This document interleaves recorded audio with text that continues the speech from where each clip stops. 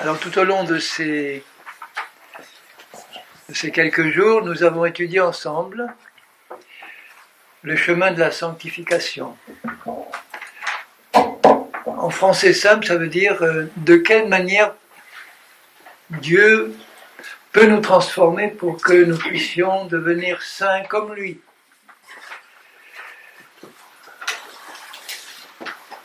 Seul Dieu est saint, parfaitement saint, pur, juste. Et nous savons que depuis la chute d'Adam et d'Ève, tous les hommes sont nés avec un corps de péché qui nous a tous poussés à pécher et tous plongés dans la mort spirituelle. Et nous savons que Dieu, dans son grand amour, n'a pas voulu nous laisser dans cette situation et qu'il a envoyé son Fils Jésus sur la terre, s'incarner, comme un simple homme comme nous. Pendant 30 ans, il a vécu comme un simple charpentier, menuisier à Nazareth. Et puis quand l'heure de son père a sonné, il a laissé ses outils, il a laissé son atelier et il est allé au Jourdain pour se faire baptiser par Jean-Baptiste. Il n'était pas pécheur, il n'avait pas besoin de confesser ses péchés, mais il a voulu s'identifier à nous. Et ce jour-là, il a été recouvert et rempli de la puissance de l'Esprit de Dieu. Et il a commencé un ministère glorieux pendant 3 ans et demi, où il est dit que pendant 3 ans et demi, il allait de lieu en lieu, faisant du bien partout, faisant du bien, guérissant ceux qui étaient sous l'empire du diable, d'une manière ou d'une autre, parce que Dieu, son Père, était avec lui, pour faire du bien à l'humanité qui en avait besoin. Et nous savons de quelle manière il a terminé son ministère sur la croix, comme un simple brigand. Et sur cette croix, ses disciples qui attendaient un Messie glorieux se sont demandé ce qui se passait, c'était l'écroulement de leur rêve. Ils voyaient leur Messie finir comme un brigand, cloué, fouetté, mourir dans des souffrances atroces. Et pour eux, le rêve était fini. Jésus leur avait annoncé qu'il allait ressusciter le 3e jour, mais personne n'était là devant la tombe pour l'attendre. Et quand ils l'ont vu ressusciter, là,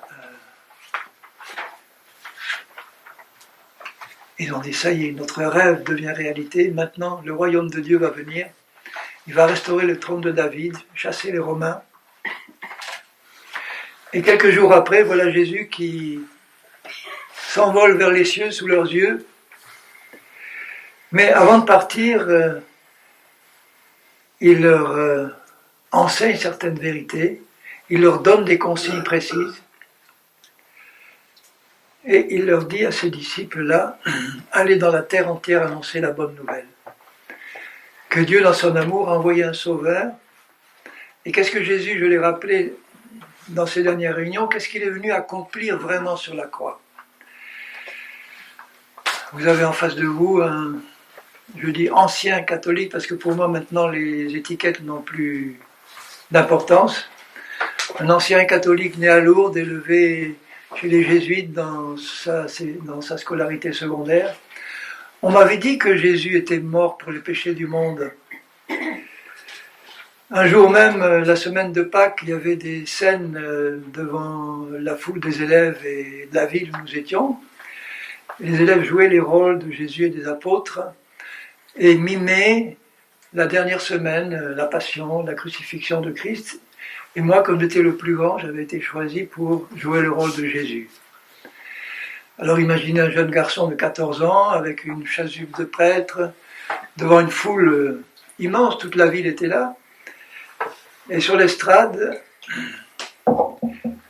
j'ouvrais les bras et je disais à la foule, venez à moi, vous tous qui êtes, enfin, évidemment, à Jésus bien sûr, vous tous qui êtes fatigués, chargés, je vous donnerai du repos pour vos âmes.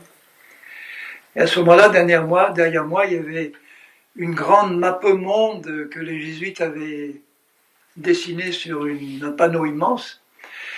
Et derrière, au moment où il annonçait la mort de Jésus sur la croix, il y avait un jésuite qui versait sur le monde un pot de peinture rouge qui représentait, nous savons ce que représentait cette peinture rouge sur le monde, le sang précieux que Jésus versait à la croix pour le salut du monde. Et moi, j'étais impressionné en voyant ça. Mais je me sentais un peu extérieur parce que je n'avais pas la conscience que c'était pour moi personnellement. C'était pour le monde en général. C'était surtout pour les pécheurs, et je ne me sentais pas pécheur. Et ce n'est que plus tard, quand par la grâce de Dieu, j'ai enfin pu écouter le message de l'Évangile avec mon cœur, parce qu'il m'était annoncé clairement, qui me disait, mais tu sais, tous les hommes sont pécheurs. Pour être pécheur, c'est pas parce que tu as péché que tu deviens pécheur, c'est parce que tu es né pécheur que tu pêches. Et dans la justice de Dieu, tu es condamné à la mort éternelle parce que le salaire du péché, c'est la mort et c'est la justice de Dieu. Mais Dieu, dans son amour, a envoyé Jésus, son Fils, pour prendre sur la croix tes péchés, ta condamnation, tout ce que tu étais dans le passé. Il l'a pris pour le faire mourir avec lui. Et quand il est ressuscité, il t'a fait ressusciter avec lui parce que tu t'es tourné vers lui pour l'accepter comme ton sauveur personnel. Et le jour où ça s'est passé, parce que j'ai accepté dans mon cœur de faire cette prière qui m'était demandé de faire, reconnais-toi pécheur devant Dieu, et reconnais surtout que le seul chemin pour entrer au paradis, c'est la foi en Jésus, et en ce qu'il a fait. J'ai eu le privilège d'annoncer l'évangile 2 fois à l'église paroissiale de Lourdes. C'est un privilège, enfin je veux dire, tout le monde n'est pas amené à le faire. Pourquoi ? Parce que je suis né lourdais, toute ma famille est lourdaise, il y avait 2 décès dans ma famille, la famille a voulu faire des obsèques religieuses à l'église paroissiale de Lourdes, et le prêtre a accepté que je donne un message. Et les 2 fois, j'ai donné le même message. J'ai cité le passage de l'Évangile où Jésus meurt sur la croix entre 2 brigands. Et il y en a un des 2 qui se tourne vers Jésus et qui lui dit, qui se tourne vers l'autre brigand en lui disant « Mais nous sommes des criminels, c'est juste ce qui nous arrive. » Mais lui n'a rien fait de mal. Il se tourne vers Jésus et il lui dit « Seigneur, souviens-toi de moi quand tu viendras dans ton règne. » Vous vous rendez compte, la révélation, il avait peut-être entendu Jésus parler avant ou entendu parler de Jésus, mais les Juifs attendaient un Messie qui viendrait régner sur Israël et sur la terre. Et là, ce brigand a la révélation que celui qui est en train de mourir, c'est le Messie. Et la réponse de Jésus est merveilleuse, il lui dit « Ce soir, tu seras au paradis avec moi. Ce soir même, je te le dis, tu seras au paradis avec moi. » Alors je disais à toute l'assemblée catholique, là, à mes amis, aux membres de ma famille, vous voyez mes amis, comme il est simple d'être admis dans le paradis de Dieu. Reconnaissez-vous tel que vous êtes devant Dieu et reconnaissez comme vos sauveurs personnels celui qui est mort sur la croix là pour vous. Celui-là qu'il a fait, il est allé directement au paradis. Et à la fin de la cérémonie, j'ai vu venir vers moi des catholiques, les larmes aux yeux, en me disant, mais ce message-là, ma sœur catholique qui disait, mais mon frère il est protestant, mais j'aimerais bien qu'on connaisse la Bible comme lui. Et moi je lui dis, mais écoute Michel, ma sœur, je ne suis pas protestant, je ne suis pas étiqueté, je suis disciple de Jésus, tout simplement. Je connais sa parole et je la distribue autour de moi. Il y en a qui m'ont demandé des Bibles, j'en avais en stock, je leur ai donné. Mais ce qui s'est passé dans mon cœur quand je me suis tourné vers Jésus pour l'accepter comme mon sauveur personnel, à partir de ce jour-là, il s'est passé 2 choses dans ma vie. J'ai eu un amour pour Jésus. J'avais déjà avant un amour pour la personne de Jésus parce que quand même, quand vous entendez parler de Jésus dans les évangiles, on ne peut pas manquer de l'aimer. Mais cet amour-là a décuplé quand j'ai compris qu'il était mort pour moi, personnellement. Et pas seulement pour le monde en général. Donc cet amour pour Jésus m'a poussé à me dire à moi-même, mais il faudrait que toi maintenant,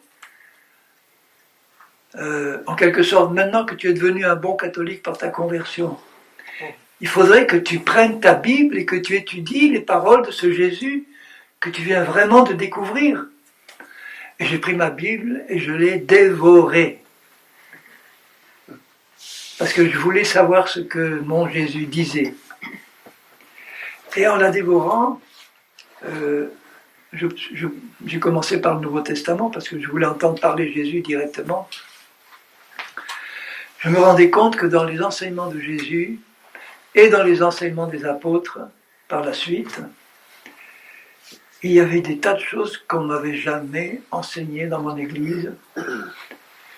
Et alors comme j'étais prof, j'ai voulu faire ça de manière sérieuse. J'ai dit, moi catholique, je ne sais même pas quelles sont les doctrines de ma religion. Je vais donc acheter le catéchisme officiel de l'Église catholique, un gros bouquin comme ça. Je vais me faire un tableau en 2 colonnes, à gauche, toutes les doctrines de ma religion, telles qu'elles sont enseignées dans le catéchisme officiel, et à droite, je vais étudier ce que dit Jésus, ce que disent les apôtres dans sa parole. Et j'ai fait ça sérieusement. Et je me rendais compte qu'il y avait des choses qui correspondaient, que Jésus est le Fils de Dieu, qu'il est mort sur la croix, etc.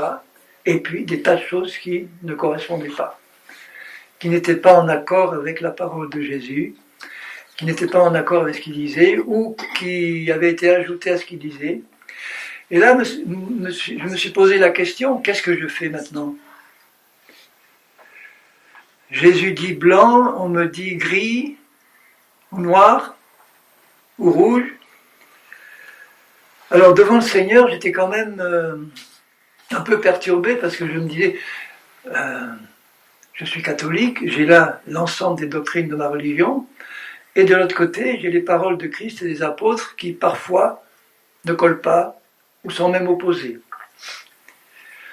Un point me travaillait, c'était le mariage des prêtres, parce que j'ai vu que l'apôtre Paul ordonnait que si tu veux être évêque ou responsable, il faut que tu sois marié. Et dans ma religion, tous les prêtres ne l'étaient pas. Et pourquoi? Et quand j'ai posé la question à ou un religieux ou un responsable, enfin il m'a dit oui, mais en l'an 1000, il y a un pape qui a décidé le contraire. Alors ça commençait à me travailler dans mon cœur.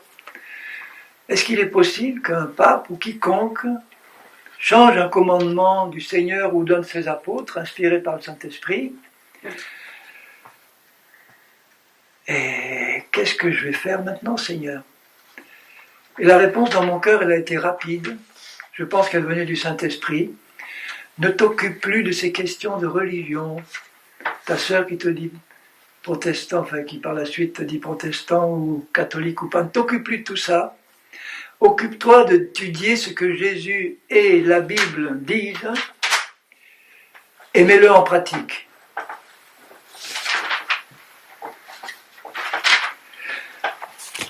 Alors, c'est là que les miracles ont commencé. Je me suis rendu compte que Dieu, le Dieu de la Bible, confirmait ce qui est écrit quand on osait le croire et le mettre en pratique.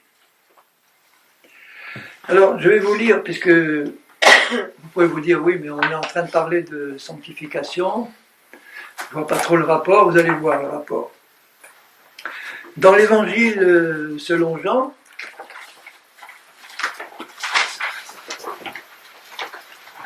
au chapitre 3 de l'évangile de Jean, voilà ce qui est écrit au début du chapitre. Il y eut un homme d'entre les pharisiens nommé Nicodème. Dans Jean 3 ? Dans Jean 3, chapitre 3. L'évangile de Jean. Il y eut un homme d'entre les pharisiens nommé Nicodème, un chef des Juifs, donc un docteur de la loi, quelqu'un d'important, qui vint lui auprès de Jésus de nuit, parce qu'il avait peur de ses collègues pharisiens et de sa réputation sûrement, et lui dit, Rabbi, nous savons que tu es un docteur venu de Dieu, car personne ne peut faire les miracles que tu fais si Dieu n'est avec lui. Alors les pharisiens le savaient que c'était pour eux certainement un prophète qui venait de la part de Dieu et dont le ministère était attesté par tous les miracles qu'il faisait. Et Jésus ne s'occupe pas de ce qu'il vient de lui dire, il lui dit simplement, en vérité, je te le dis, Nicodème, toi, le docteur de la loi, si un homme ne naît de nouveau, il ne peut voir le royaume de Dieu. Alors dire ça à un docteur de la loi, un chef des Juifs, la réaction, Nicodème lui dit, mais comment un homme peut-il naître quand il est vieux? Peut-il rentrer dans le sein de sa mère et naître? Il prend ça au premier degré, il ne comprend pas. Jésus lui répondit, en vérité, je te le dis, j'aime la façon de Jésus de parler. Il ne répond pas à la question de Nicodème parce que ça entrerait dans une discussion qu'il ne pourrait pas comprendre, mais il répète ce qu'il dit, il répète la vérité. En vérité, je te le dis, si un homme ne naît d'eau et d'esprit, il ne peut entrer dans le royaume de Dieu. Il ne parle pas de l'eau du baptême, il parle de l'eau de la parole de Dieu, puisque l'apôtre Pierre explique dans son épître que nous sommes régénérés par la parole vivante de Dieu. Il ne peut entrer dans le royaume de Dieu. Alors c'est sérieux. Ce qui est né de la chair est chair, c'est-à-dire toute naissance humaine est humaine, ce qui est né de l'esprit est esprit. Ne t'étonne pas que je t'ai dit, il faut que vous naissiez de nouveau. Le vent souffle où il veut, tu en entends le bruit, mais tu ne sais d'où il vient ni où il va. Il en est ainsi de tout homme qui est né de l'esprit. Et Nicodème dit, mais comment cela peut-il se faire? Je me mets à sa place. Jésus lui répondit, tu es docteur d'Israël et tu ne sais pas ces choses. En vérité, je te le dis, nous disons ce que nous savons et nous rendons témoignage de ce que nous avons vu. Donc il faut savoir et voir spirituellement, comprendre la vérité, la recevoir en révélation. Et vous ne recevez pas notre témoignage. Si vous ne croyez pas quand je vous ai parlé des choses terrestres, comment croirez-vous quand je vous parlerai des choses célestes? Personne n'est monté au ciel si ce n'est celui qui est descendu du ciel, le Fils de l'homme qui est au ciel, qui est dans le ciel. Incompréhensible pour Nicodème. Mais ce que dit Jésus par la suite, là, il a dû mieux comprendre parce qu'il connaissait bien la Torah. Et comme Moïse éleva le serpent dans le désert, il faut de même que le Fils de l'homme soit élevé, et nous savons sur quoi il a été élevé, afin que quiconque croit en lui ne périsse pas, mais qu'il ait la vie éternelle. Alors, pour avoir la vie éternelle, il suffit de croire en Jésus, en tant que Sauveur et Messie, en tant que Rédempteur du monde, en tant que, ayant exercé ce ministère qu'il a exercé. Car Dieu a tant aimé le monde. Est-ce que vous avez dans votre cœur la certitude que Dieu vous aime, de cet amour-là? Car Dieu a tellement aimé le monde. Est-ce que le monde est aimable en soi? Est-ce que le monde était aimable du temps de Jésus? Non pas, du tout. Le monde est plongé dans le péché, le monde est plongé dans la misère de toutes sortes. Le monde est plongé dans le péché, les meurtres, les viols et toutes sortes de choses que nous voyons autour de nous. Et Dieu a tellement aimé ce monde-là, dont nous faisions tous partie, qu'il a donné son Fils unique, afin que quiconque croit en lui ne périsse pas dans le jugement éternel, mais qu'il ait la vie éternelle.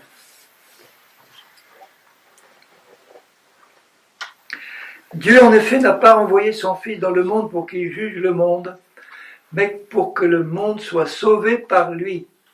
Celui qui croit en lui n'est pas jugé, mais celui qui ne croit pas est déjà jugé parce qu'il n'a pas cru au nom du Fils unique de Dieu. Donc ce qu'il dit à Nicodème là, c'est très simple. Il dit, si tu veux naître de nouveau, c'est la réponse à ta question, Nicodème. Comment cela se fait-il? Si tu veux naître de nouveau, il faut que tu te tournes vers le Fils de Dieu, Jésus, celui qui est mort sur la croix là, et que tu crois que c'est celui-là que le Dieu d'Israël a envoyé pour mourir sur la croix pour toi, pour que si tu crois en lui, tu reçoives le pardon de tes péchés et tu reçoives la vie éternelle, la nouvelle naissance que Dieu opère dans ton esprit quand tu te tournes vers Jésus. Et cette nouvelle naissance de mon esprit, je vous rappelle que notre esprit, c'est notre être intérieur, invisible, qui n'est pas notre personnalité humaine dont on est conscient, mais qui est une personne réelle et complète qui habite là, en nous, invisible, qui est une personne complète. Quand un chrétien meurt et sort de son corps, son esprit qui sort de son corps n'est pas un petit nuage vaporeux, bleu ou rose, c'est une personne qui a une tête, des yeux, des bras, des jambes. Notre esprit est une personne réelle comme ça, dont notre corps physique n'est que l'enveloppe matérielle. Sauf que notre esprit, nous ne le voyons pas, parce qu'il est fait de substances spirituelles invisibles. Mais cet homme intérieur-là est notre être véritable. Notre personnalité humaine, avec nos pensées, nos désirs, nos émotions, etc., n'est pas la vraie personne de notre esprit. Notre personnalité humaine, elle a été forgée par tout notre passé, notre hérédité, notre éducation, notre culture, et elle a été modelée par notre vie ancienne de péché. Et c'est cette personnalité-là, humaine, qui doit être sanctifiée une fois que nous sommes nés de nouveau dans notre esprit. J'ai expliqué ça dans les réunions précédentes. Mais déjà, c'est tellement libérateur de savoir que Dieu, dans sa bonté, a pris d'abord l'initiative lui-même de faire passer notre véritable nature par une nouvelle naissance où il nous fait naître ou renaître avec une personne à l'intérieur de cet esprit-là qui est semblable à Jésus en tout point. Notre esprit régénéré a la même nature d'amour, de sainteté, de bonté, de beauté que Jésus lui-même. Mais dans notre être psychique humain, nous ne voyons pas ces choses, parce qu'on reste enfermé dans une personnalité qui est la nôtre depuis notre naissance. Et nous avons besoin d'être éduqués par la parole de Dieu pour découvrir ce que nous sommes à l'intérieur et que nous ne voyons pas et que nous ne sentons pas, mais qui est notre vraie personne quand nous nous sommes tournés vers Jésus pour l'accepter comme sauveur personnel, comme je vous l'ai expliqué. Et tout le travail de sanctification qui se fait par la suite consiste, je l'ai fait même sans m'en rendre compte quand j'ai commencé à dévorer la Bible, après le moment où je me suis converti à Jésus, je ne savais pas que j'étais né de nouveau, je ne savais même pas que j'avais un esprit à l'intérieur de cette nature-là, je ne savais pas que mon esprit était passé par une recréation, mais il s'est passé quelque chose dans mon être intérieur, dans mon âme, ce désir de mieux connaître Jésus et ce désir de mieux connaître sa parole. Et au fur et à mesure que je lisais sa parole et que je réfléchissais à ce qu'il est dit, je me suis posé la question, mais si mon Jésus que j'aime me demande ça, il a de bonnes raisons de me le demander. Les bonnes raisons qu'il me demande d'écouter sa parole et de la mettre en pratique, c'est que sa parole est la vérité et sa parole est capable de me changer quand je l'accepte et quand je la mets en pratique. Et c'est ce qui s'est passé dans ma vie et c'est ce qui s'est passé aussi, je pense, dans la vie de la plupart de nous. C'est plus ou moins rapide comme processus, mais c'est ça la sanctification. C'est comprendre que, puisque mon Seigneur a tellement souffert sur la croix pour expier mes péchés, pour prendre sur lui la condamnation qui revenait sur moi, tout ça par amour complet pour moi, malgré tout ce que j'avais fait, malgré ce que j'étais. Il a voulu me faire sortir de l'emprise du péché et de Satan, prendre sur lui cette condamnation, et il a voulu, en échange, me donner sa vie éternelle, son amour, dans ma nouvelle nature qu'il a créée à l'intérieur. Et je sais que dans la vie de beaucoup de chrétiens qui ont fait cette expérience de conversion personnelle à Jésus, Ils sont peu nombreux, ceux qui connaissent cette vérité, qu'en fait, ils sont passés à l'intérieur par une nouvelle naissance, parce qu'ils ne l'ont pas senti. Ça ne s'est pas manifesté par un ciel ouvert, un coup de tonnerre, et puis des expériences sensibles. C'est la parole de Dieu qui m'a révélé tout ça. Mais une fois que j'ai compris que c'était la vérité de Dieu, j'ai compris qu'il y avait là la clé pour continuer avec lui à purifier tout le reste de ma vie, de mon âme, de mon comportement, de mes paroles, de mes gestes, de manière à ce que cette vie que j'avais reçue dans mon esprit ne reste pas enfermée, bloquée dans une espèce d'armoire intérieure, sans pouvoir, sans lui donner la possibilité de se manifester dans ma vie pratique. Il faut que ce que j'ai reçu dedans puisse se manifester dehors. Et que les paroles qui étaient contrôlées par le péché et la chair avant, dans ma vie, deviennent des paroles d'amour, deviennent des paroles de bonté, deviennent des paroles qui correspondent à ce que je suis dans l'esprit et à pas à ce que j'étais avant. C'est ça la sanctification. Et moi, ce qui m'a motivé à m'engager dans ce processus, c'est l'amour de Jésus pour moi. Je me disais dans mon cœur, si le Seigneur m'a tellement aimé et a tellement souffert pour moi, et que je découvre dans sa parole des choses qu'on ne m'avait jamais enseignées dans ma religion, que Jésus, dans son amour, ne voulait pas se contenter de faire passer mon esprit par une nouvelle naissance un peu secrète à l'intérieur, mais il voulait que sa vie de sainteté, d'amour, de perfection, descende dans ma vie pratique, dans tous les actes de ma vie, dans mes paroles, dans mes gestes, dans mon comportement, pour que je puisse lui permettre de se manifester au travers de moi à tous ceux qui m'entourent. C'est ça qu'il veut. Le Seigneur n'aime pas les religions tuent les hommes. Les guerres de religion, c'est les pires. Il veut la vie qui passe dans un être humain, sa vie à lui. Et quand j'ai compris ça et que j'ai commencé à le pratiquer, j'ai dit honnêtement, Seigneur, devant toi, je ne peux plus me dire catholique, parce que si je me dis catholique, et si je suis honnête avec moi-même, je dois respecter et garder toutes les doctrines de ma religion catholique, même si elles sont contre la parole de Dieu. Sinon, je ne peux pas me dire catholique.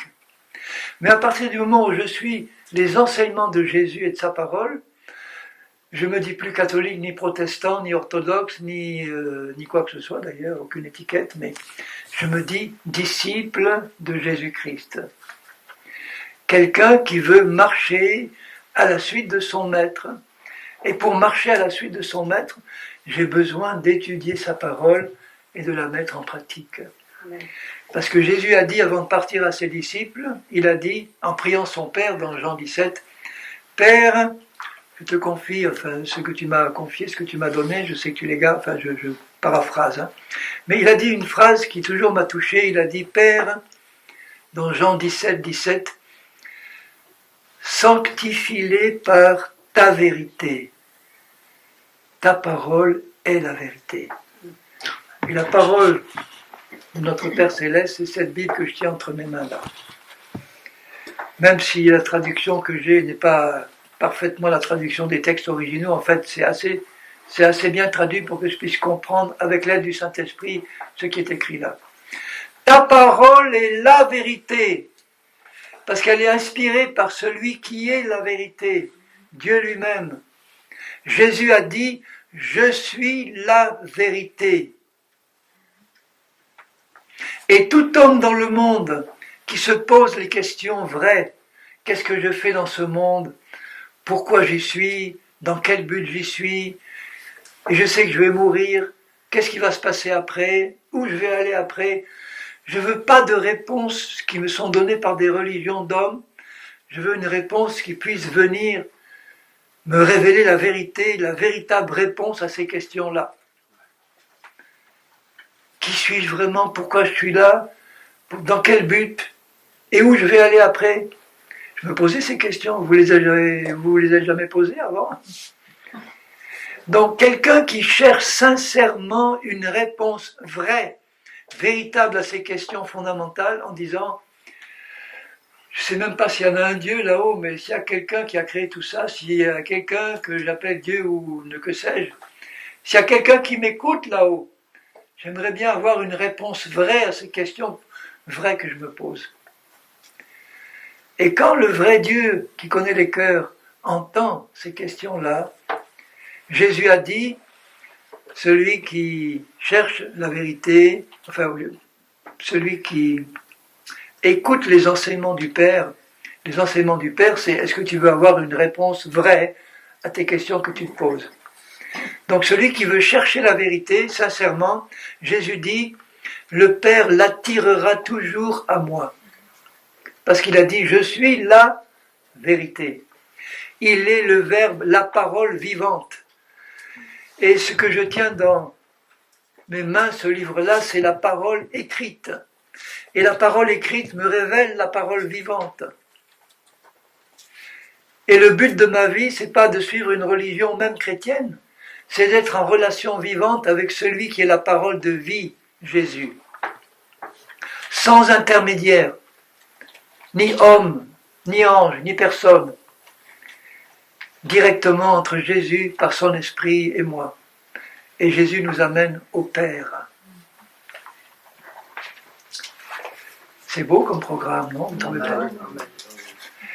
Mais je vous assure que ce qui m'a touché le plus pour m'engager dans ce processus-là, c'est l'amour qui m'a été révélé dès le début de ma conversion par ces quelques phrases-là. Dieu a tant aimé le monde. Le message que j'avais entendu la première fois, c'était ça. Vous êtes tous pécheurs pourris, d'accord, vous êtes tous condamnés à mort, c'est juste. Mais Dieu vous a tellement aimé qu'il vous a ouvert une porte de sortie. Et cette porte s'appelle Jésus de Nazareth. Crois en lui de tout ton cœur. Et tout ton péché est ôté d'un coup. Ça ne veut pas dire que tu vas devenir imparfait du jour au lendemain, sinon dans ton esprit. Mais tu reçois en toi celui qui est la vérité. Tu reçois en toi son esprit. Tu reçois en toi Jésus qui vient demeurer en toi. Regardez ce que l'apôtre Paul écrit dans l'Épître aux Éphésiens. Dans l'Épître aux Éphésiens, au chapitre 3 et au verset 8. Éphésiens 3, 8. Alors le grand apôtre Paul, il dit ceci. À moi qui suis le moindre de tous les saints, cette grâce a été accordée d'annoncer aux païens, et à tout le monde, hein, mais là il parlait à des païens, les richesses incompréhensibles de Christ. Il leur disait, mais vous avez accepté Christ comme votre sauveur et Seigneur, mais sachez qu'en Christ, il y a des richesses incompréhensibles pour votre intelligence humaine, mais qui sont là en réalité. Et de mettre en lumière quelle est la dispensation du mystère caché de tout temps en Dieu qui a créé toutes choses par Jésus-Christ. Il y a un mystère là qui est révélé par le Nouveau Testament afin que les dominations et les autorités dans les lieux célestes, qu'elles soient bonnes ou méchantes, connaissent, il parle des anges et des démons, mais il parle là essentiellement des puissances mauvaises, de Satan et de ses autorités, connaissent aujourd'hui par l'Église la sagesse infiniment variée de Dieu. De quelle Église il parle? Il parle de la seule Église qui existe pour Dieu, de l'Église qui est le corps de Christ, qui est le corps vivant de tous ceux qui ont donné leur cœur à Jésus, après s'être repentis de leurs péchés et l'avoir reçu comme sauveur. Quelle que soit encore leur étiquette qu'ils peuvent avoir sur eux, s'ils ont fait cette expérience de repentance, de conversion à Christ, d'acceptation de Christ personnel comme sauveur de leur vie, à ce moment-là, ils passent par une nouvelle naissance et ils deviennent membres de l'Église unique et universelle aux yeux de Dieu qui est celle-là. Et cette Église-là, elle a des membres partout dans le monde, pourvu qu'on ait compris la vérité, qu'on l'ait acceptée. Alors, selon le dessein éternel qu'il a mis à exécution par Jésus-Christ notre Seigneur, en qui nous avons par la foi en lui la liberté de nous approcher de Dieu avec confiance. Parce qu'il n'y a plus de condamnation, elle a été levée, la porte est ouverte entre Dieu et moi. Je peux m'approcher tel que je suis, avec mes imperfections encore, avec mes chutes, avec mes problèmes, parce que je les reconnais et je ne veux pas me cacher devant Dieu. Je m'approche avec confiance parce que je m'approche d'un Dieu d'amour, qui m'aime et qui veut me faire avancer, progresser.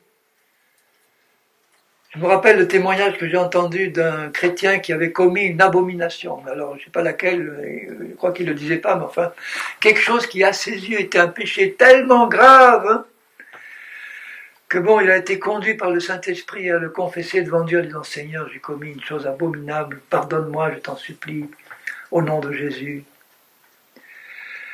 Et puis, donc, d'après la Bible, si tu confesses ton péché au Seigneur, tu es pardonné, parce que Dieu l'a pris, Jésus l'a pris sur la croix, il l'a expié. Et puis, le lendemain, il a été repris encore et dit, bon, je me demande si j'ai vraiment été pardonné, parce que c'était tellement grave ce que j'ai fait que... Est-ce que vraiment, j'ai accès quand même, ça va jusque-là, le pardon de Dieu? Alors, il recommence, il dit, Seigneur, hier, j'étais pas sûr d'avoir été pardonné, je reviens vers toi, mais vraiment de tout mon cœur, cette fois, je te demande pardon, de tout mon cœur, je t'en supplie, pardonne-moi. Et il manquait encore de certitude. Alors ça recommençait comme ça pendant plusieurs jours.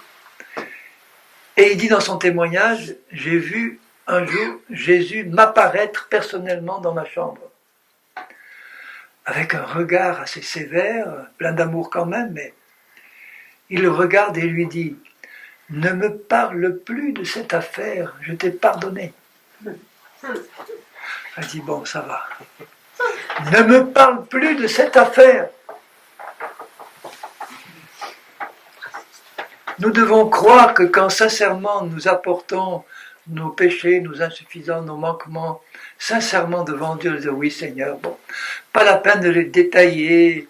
Un frère me posait la question, est-ce qu'il faut que je détaille tous les péchés que j'ai commis depuis X temps? T'as pas la peine, t'en souviens même pas, tu serais incapable de le faire. Mais Dieu les connaît tous. Et d'avance, Jésus les a expiés à la croix. Il suffit qu'honnêtement tu reconnaisses, dis oui Seigneur, j'ai péché toute cette période-là. J'étais loin de toi, j'ai péché, je t'en demande pardon, je le reconnais.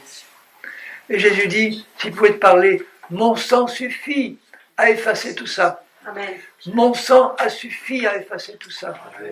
Repars avec moi maintenant dans la sanctification que je veux faire en toi. Et la sanctification passe par la révélation de la vérité et la mise en pratique de la vérité. C'est la clé. Et la vérité, c'est la parole de Christ, de Dieu. Amen. L'apôtre Pierre, donc le premier qui a été appelé par Jésus dans son épître, hein, la première épître de Pierre au chapitre 1er,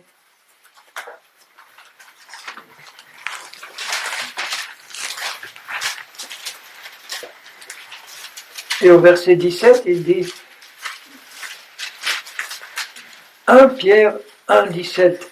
Si vous invoquez comme Père celui qui juge selon l'œuvre de chacun, sans exception de personne, sans préférence, conduisez-vous avec crainte pendant le temps de votre pèlerinage. Ce n'est pas la frousse, la crainte humaine, c'est conduisez-vous avec un profond respect pour Dieu, donc un profond respect pour sa parole, dans le désir de la connaître et de la mettre en pratique,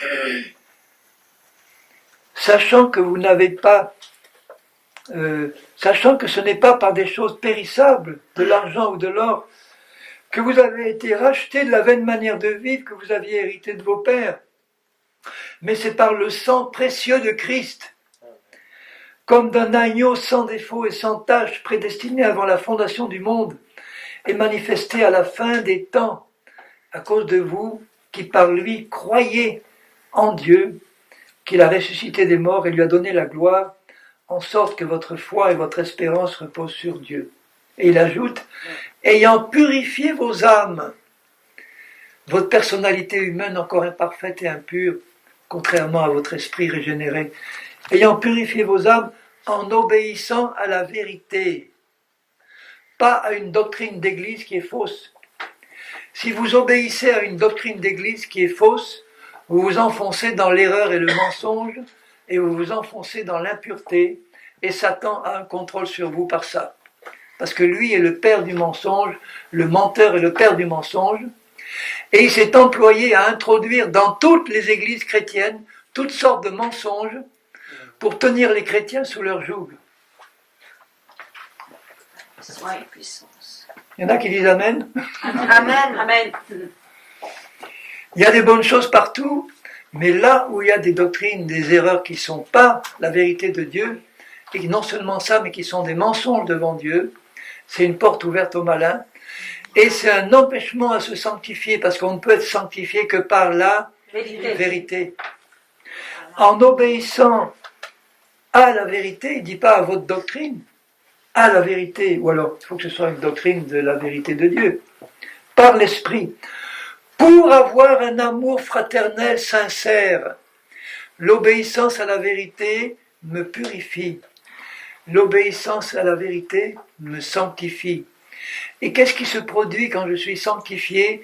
L'amour de Dieu grandit en moi. Amen. L'amour de Dieu grandit en moi et il se manifeste envers les autres.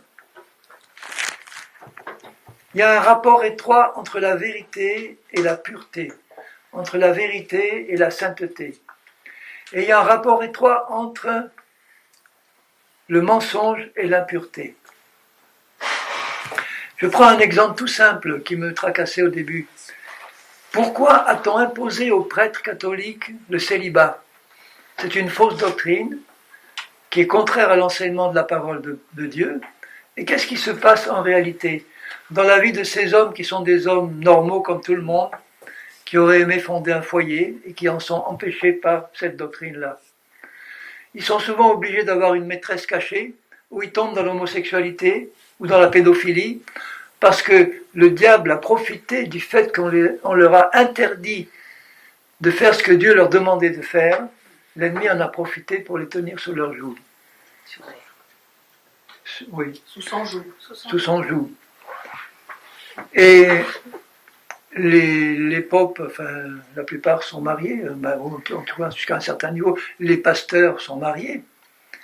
Parce que l'apôtre Paul dit à ceux qui veulent être responsables, il faut que tu sois marié, parce que comment peux-tu t'occuper des familles de l'Église et des personnes qui sont autour de toi si tu ne sais pas ce que c'est toi-même?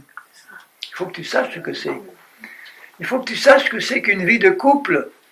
Une vie de couple qui t'entraîne à exercer la miséricorde et la compassion et à faire sortir de toi cet amour de Christ pour la déverser sur ton conjoint qui souvent ne le mérite pas. Mais, bon, ça c'est l'amour de Dieu. Est-ce que tu le mérites, toi? Est-ce que nous avons mérité cet amour merveilleux que le Seigneur nous a donné en Christ? Si je reviens à Éphésiens, j'aime bien vous faire voyager un peu dans la parole. Dans Éphésiens que je lisais tout à l'heure, je reviens dans Éphésiens 3.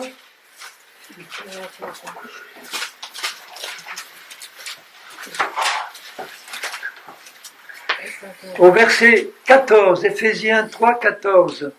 Voilà ce que dit l'apôtre Paul. Il dit: je fléchis les genoux devant le Père de notre Seigneur Jésus-Christ.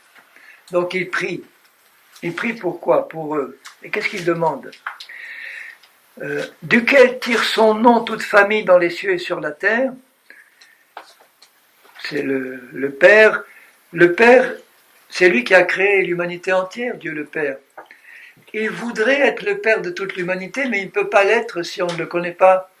Il ne peut pas l'être si on n'a pas accepté son Fils comme sauveur, parce qu'on n'est pas en relation avec lui qui lui permet d'exercer son amour de Père sur nous, vers nous et en nous. Alors il prie afin qu'il vous donne, donc c'est une grâce ce don, selon la richesse de sa gloire, d'être puissamment fortifié par son esprit dans l'homme intérieur. Là, l'homme intérieur dont il parle, c'est notre âme consciente, parce que notre esprit, il est déjà fortifié en Christ, il est en Christ, il est dans la plénitude de Dieu. Mais notre homme intérieur ordinaire, notre âme, nos pensées, nos sentiments, nos émotions, elles ont besoin d'être puissamment fortifiées, c'est-à-dire aussi transformées, purifiées, sanctifiées par son esprit. Donc vous voyez, la parole de Dieu, la vérité et l'esprit de Dieu travaillent tous les deux pour nous purifier dans l'homme intérieur, en sorte que Christ habite dans vos cœurs par la foi. Ça veut dire, il faut que vous sachiez et que vous croyiez que Christ habite dans vos cœurs. Croyez que Christ habite dans votre cœur. Ça, c'est le grand mystère qui était caché dans tous les temps et qui a été révélé à Paul et à d'autres dans le Nouveau Testament. La gloire de l'Église, c'est d'avoir Christ qui vient habiter dans nos cœurs. Amen. Il n'est pas enfermé dans un tabernacle quelque part ou dans les ciels quelque part. Il est venu habiter dans le cœur des croyants, Amen. qui sont eux-mêmes en Christ. Et alors pourquoi cette révélation-là est importante? Afin que, étant enraciné et fondé dans l'amour. Mon Christ, c'est en lui que je plonge mes racines spirituelles. Et Christ est l'amour de Dieu incarné. Dieu est amour. Christ est l'amour de Dieu incarné et il habite en moi. Amen. Si je plonge mes racines spirituelles en lui, c'est-à-dire si je fais de lui mon unique amour, mon Seigneur, mon ami, mon maître, enfin, il est tout pour moi. Et que sa parole qui est lui-même, parce que lui et sa parole sont un, je l'aime comme j'aime mon Seigneur, et que je plonge mes racines spirituelles, je puise mon âme, c'est-à-dire mes émotions, mes pensées, ma recherche, mes études, ma méditation de la Bible. En fait, c'est plonger mes racines en Christ.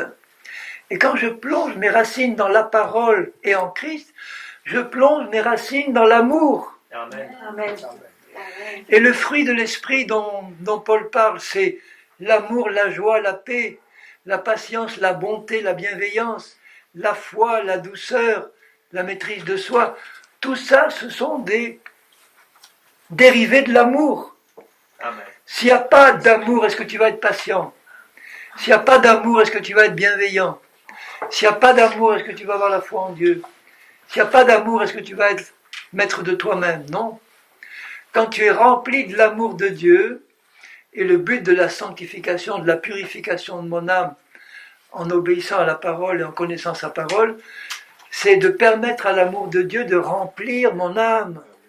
Et tout le reste suit. Cherchez l'amour. Et où est-ce que je vais trouver l'amour? En Christ. Amen. Amen.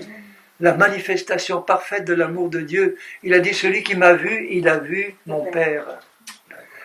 Et Dieu s'est manifesté pleinement en la personne de Jésus, rempli d'amour, rempli de bienveillance, rempli de consolation pour toi.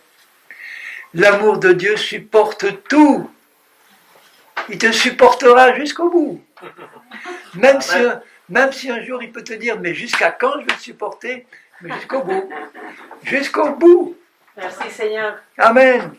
Et alors, regardez la suite. Étant puissamment fortifié, de sorte que Christ habite dans vos cœurs par la foi, afin qu'étant enraciné et fondé dans l'amour, vous puissiez comprendre. Est-ce que tu l'as compris? Tu peux dire oui, mais est-ce que tu l'as compris pleinement? Tu peux dire oui, mais est-ce que tu l'as compris vraiment pleinement? Ah, là peut-être que j'ai encore des choses à comprendre, sûrement. Comprendre avec tous les saints quelle est la largeur, la longueur, la profondeur, la hauteur, et connaître l'amour de Christ. Donc il dit deux choses là, en bon français je vais dire, voilà.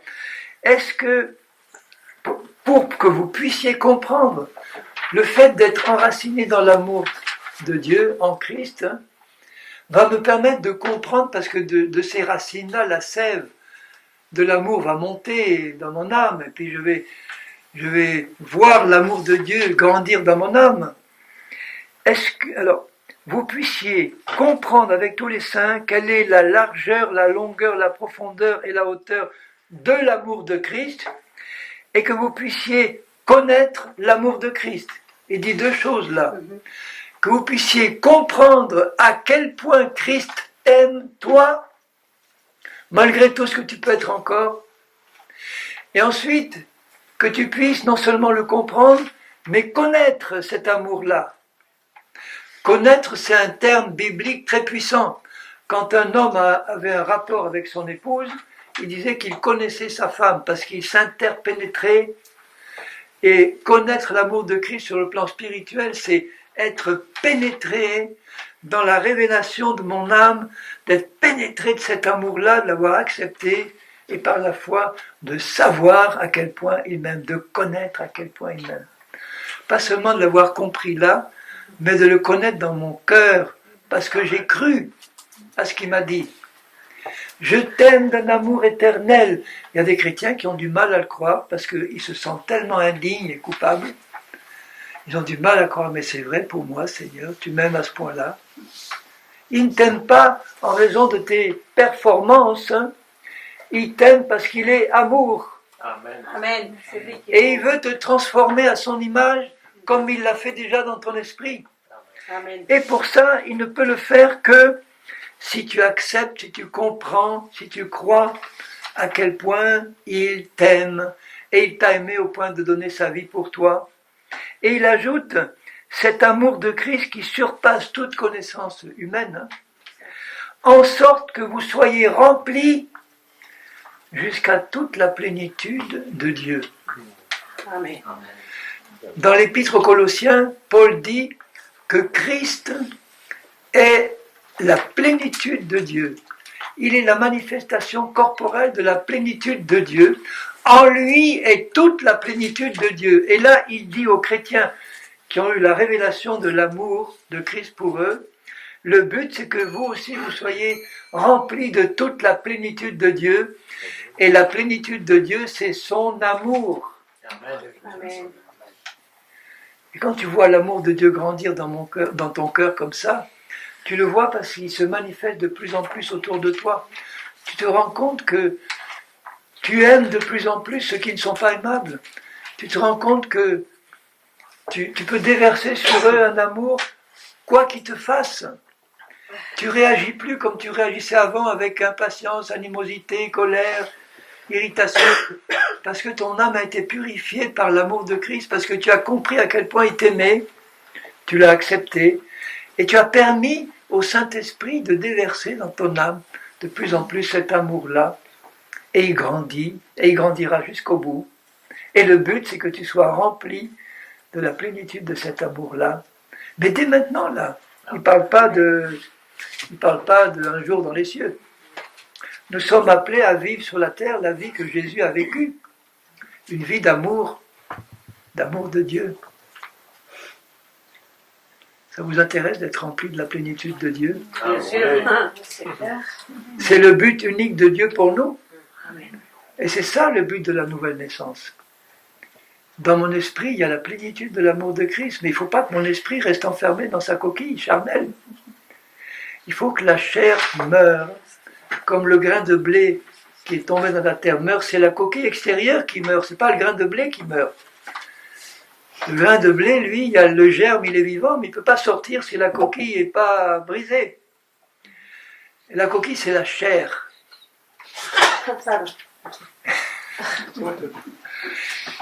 Et quand le grain est planté dans la terre, hein, la coquille, elle meurt. Et le germe peut sortir. Alors, ce grain de blé qui est Christ lui-même, quand il est planté dans mon cœur, il fait mourir la coquille de la chair en moi. Je n'ai pas le temps encore de vous expliquer en détail, parce que je vous l'ai expliqué depuis 3 jours, là, mais je voulais finir sur cette note-là. Parce que cette note-là, c'est l'essentiel.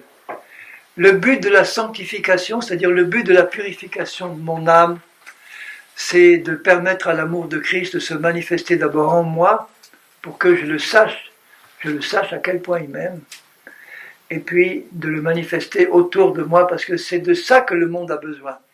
Le monde n'a pas besoin des catholiques, des protestants, des orthodoxes, des communistes et des autres religions qu'il y a dans le monde. Hein. Il a besoin d'hommes et de femmes pleins de l'amour de Christ qui le déverse autour d'eux partout où ils sont. Amen. Amen. Et ça, c'est merveilleux parce que normalement, vous avez dû voir ça grandir dans votre vie depuis que vous avez connu Christ. Il peut y avoir des blocages qui sont dus au fait que l'ennemi a réussi à nous injecter des pensées qui ne sont pas justes, des mensonges qui bloquent la manifestation de la vie de l'esprit. Mais grâce à Dieu, si vous prenez la peine d'étudier vous-même dans la prière cette parole-là, en disant à Dieu, Seigneur, révèle-moi la vérité de ta parole parce que je veux la connaître, parce que je sais que c'est elle qui me libère des mensonges, c'est elle qui me sanctifie, et en me sanctifiant, c'est elle qui va me permettre de manifester Christ au travers de moi. Vous vous rendez compte la générosité de Dieu pour nous? Il nous a sauvés, pas pour nous dire maintenant que je t'ai sauvé, tu es dans un coin, tu vas m'honorer, me louer, me glorifier, d'accord, on va le faire de toute façon, mais je viens rentrer en toi pour te transformer de l'intérieur, pour me permettre de me manifester au travers de toi. Amen. Ça, c'est magnifique. Voyez la grâce qu'il nous fait. Je veux passer au travers de toi pour me manifester au travers de toi. Et ce qui va passer au travers de toi et qui va permettre aux autres de voir que j'habite en toi, c'est mon amour qui passe au travers de toi vers les autres. Et le monde, il est en train, bon, j'emploie une expression un peu triviale, mais c'est pour voir, le monde est en train de crever d'un manque d'amour. Et il n'a pas besoin de voir des religieux leur apporter des dogmes et des religions. Il a besoin d'hommes et de femmes qui ont établi un contact vivant avec Christ, qui sont remplis de la vie de Christ en eux, et qui répandent cette vie et cet amour autour d'eux. Et on leur donne la clé en leur disant, vous voulez vous aussi recevoir cet amour-là? Eh bien, reconnaissez-vous pécheurs et acceptez celui qui est mort pour vous sur la croix. Il commencera à effacer vos péchés, mais non seulement ça, il vient habiter en vous, il fait renaître votre nature profonde, il vous transforme, il veut se manifester pleinement au travers de vous. Voilà son plan pour ta vie. Ça t'intéresse? Ah ben, je vais y réfléchir, mais c'est intéressant comme programme. Maintenant, je ne peux pas m'empêcher de terminer pour de bon en vous lisant quelques passages de la prière de Jésus dans Jean 17. Juste avant de monter sur la croix, les derniers discours de Jésus, Jean 17. Jésus vient de finir ses derniers discours à ses disciples et il sait qu'il va être crucifié dans quelques heures et avant de les quitter, il prononce devant eux cette prière merveilleuse de Jean chapitre 17 où il dit, Jean 17 verset 1er, Jésus leva les yeux au ciel et dit, Père, l'heure est venue, glorifie ton Fils afin que ton Fils te glorifie, selon que tu lui as donné pouvoir sur toute chair, afin qu'il accorde la vie éternelle à tous ceux que tu lui as donnés. Ceux que le Père a donnés à Jésus, ce sont ceux qui ont répondu à son appel. Parce que Dieu veut que tous les hommes soient sauvés, mais il y en a qui ne veulent pas répondre à son appel. Et donc ils ne peuvent pas profiter de ce que Christ a accompli. Or, la vie éternelle, c'est qu'ils te connaissent, toi. C'est pas que tu sois membre de telle ou telle religion. La vie éternelle, c'est qu'ils te connaissent, toi, le seul vrai Dieu, et celui que tu as envoyé, Jésus-Christ. Lui seul, il mentionne personne d'autre. Je n'ai pas à connaître quelqu'un d'autre que Jésus, parce que c'est lui qui me conduit au Père. Je t'ai glorifié sur la terre. Alors, comment il a pu glorifier son Père? J'ai achevé l'œuvre que tu m'as donnée à faire. Alors, il dit un peu plus loin,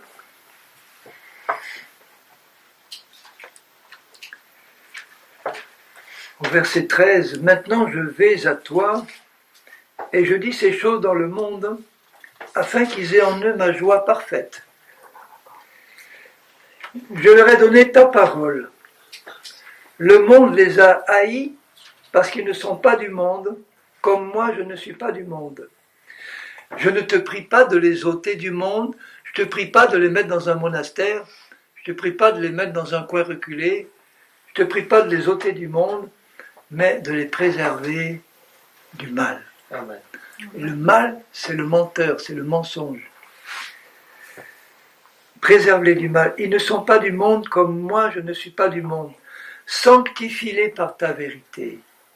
Ta parole est la vérité. Amen. Mais elle ne peut me sanctifier que si je l'étudie et si je la mets en pratique. Comme tu m'as envoyé dans le monde, je les ai aussi envoyés dans le monde. Et je me sanctifie moi-même pour eux, ça veut dire je me mets à part pour eux, afin qu'eux aussi soient sanctifiés par la vérité. Parce que nous sommes en Christ, et s'il se met à part pour nous, nous sommes mis à part en lui, pour être sanctifiés par lui. Ce n'est pas pour eux seulement que je prie, mais encore pour ceux qui croiront en moi par leur parole, qui est celle de Christ. Ce n'est pas leur interprétation personnelle. Afin que tous soient un, spirituellement, dans l'esprit, comme toi, Père, tu es en moi, et comme je suis en toi, afin qu'eux aussi soient un en nous. Nous savons que le Père, le Fils et le Saint-Esprit sont un seul Dieu manifesté en trois personnes. Mais ces trois personnes sont une. Elles sont parfaitement unies. Il n'y a aucune zizanie, tension entre le Père, le Fils et l'Esprit. Une unité parfaite dans la vérité, dans la sainteté. Et il prie pour que nous ayons entre nous la même unité que le Père et le Fils ont. Comment est-ce possible? Quand ce que nous sommes dans l'esprit se manifeste dans notre vie pratique, quand l'amour de Christ se manifeste au travers de nous, nous sommes un. Imaginez ce que nous sommes ici, imaginez que nous sommes une église locale et que nous sommes tous remplis à déborder de l'amour de Christ. Ça ne va pas être agréable comme vie d'église. Plus de tension, plus d'animosité, plus de jalousie, plus rien d'autre que l'amour parfait de Christ. Amen. Plus de jalousie, plus rien. Que l'amour de Christ, c'est-à-dire un amour qui veut donner quelque chose de bon aux autres. À ce moment-là, on vient à la réunion remplie d'amour et on dit, Seigneur, j'y vais dans cette réunion, mais ça ne va pas être une réunion où il y aura un homme qui va parler tout seul et les autres qui vont écouter. C'est pas que ça, hein. Mais ça va être un moment où tu vas me permettre de donner au moins à quelqu'un quelque chose de bon, là. Il y a peut-être quelqu'un qui souffre, il y a peut-être quelqu'un qui a besoin que je prie pour lui, il y a peut-être quelqu'un qui a besoin de quelque chose qui vient de toi. Seigneur, équipe-moi pour que je vienne dans cette réunion pour donner, ne serait-ce qu'une prière intérieure. Je vois là un frère qui a triste mine, ou une sœur qui n'a pas l'air heureuse. Dans mon cœur, je dis, Seigneur, bénis-la, fais-lui du bien, là où elle est. J'apporte quelque chose de bon, je fais du bien.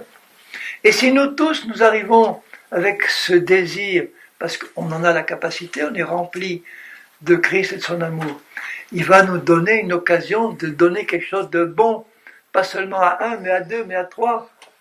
Et si chacun fait ça, on va être tous bénis merveilleusement. Alors vis-à-vis de mon épouse, c'est la même chose.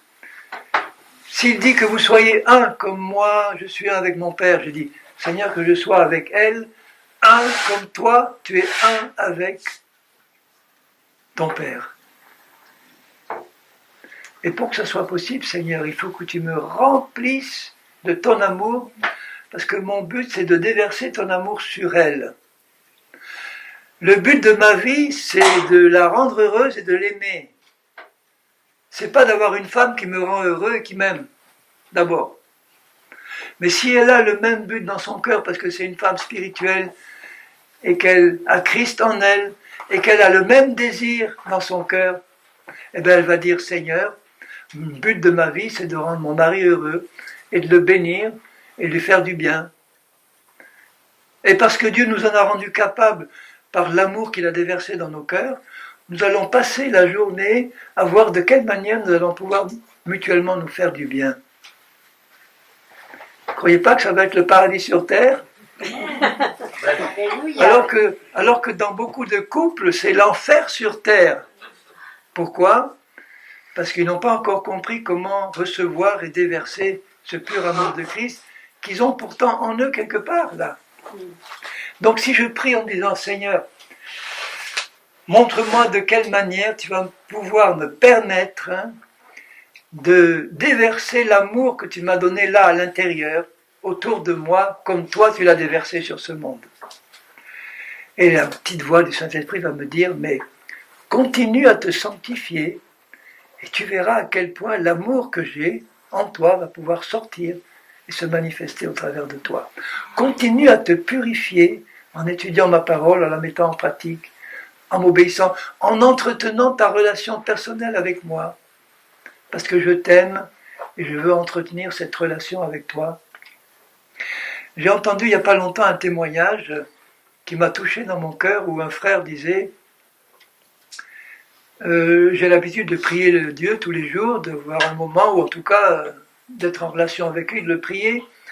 Et puis un jour, j'ai eu le désir de me mettre devant le Seigneur, comme ça, tout simplement. Il s'est mis dans son fauteuil ou dans son divan, et il a dit, Seigneur, tu vois, trop souvent, je viens vers toi pour te demander quelque chose, parce que j'ai des besoins de mes enfants, de ma famille. Mais cette fois, je viens que pour toi, pour passer un moment avec toi, pour te dire que je t'aime et que j'apprécie tellement ce que tu as fait pour moi. Juste là, je viens vers toi pour te dire ça et passer un moment tranquille à côté de toi. Et il dit, j'ai eu une vision de la tête de Christ qui m'a été donnée par le Saint-Esprit et j'ai vu des larmes couler des yeux du Seigneur et j'ai entendu sa voix qui me dit, tu ne peux pas savoir à quel point ce que tu m'as dit là me fait du bien. Amen. Il recherche notre communion, le Seigneur. Et il veut à tout prix que ce qu'il est se déverse en nous. C'est son amour. Et alors il ajoute, verset 22, « Je leur ai donné la gloire que tu m'as donnée afin qu'ils soient un comme nous sommes un, moi en eux et toi en moi.